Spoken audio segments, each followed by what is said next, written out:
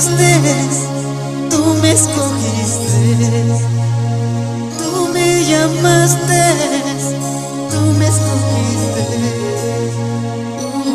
Jesús.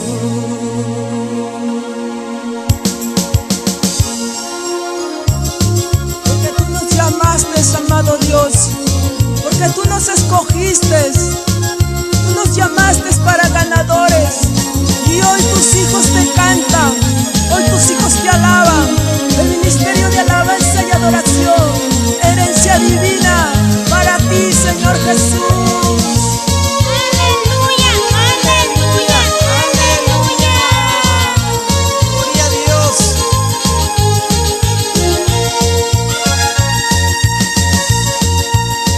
Tú me llamaste, tú me escogiste. Tú me llamaste, tú me escogiste. Mi amado Cristo, tú me llamaste.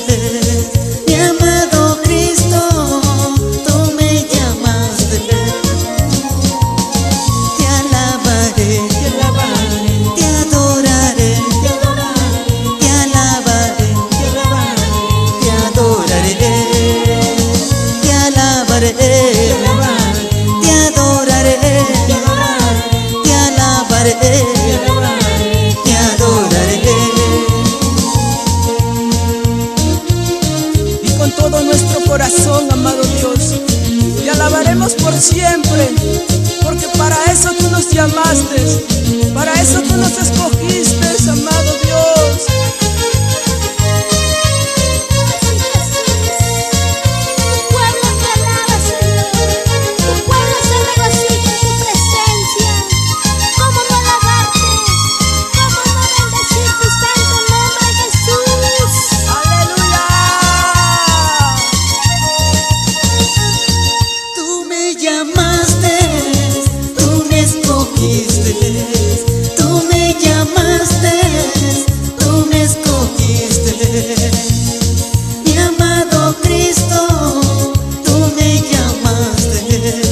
Mi amado Cristo, tú me llamaste.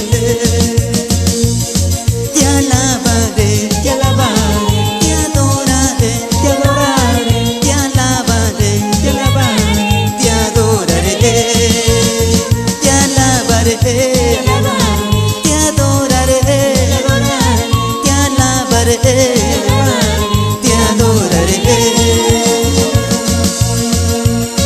Y por Cayanca quiero saludar a nuestro pastor Tomás Sánchez.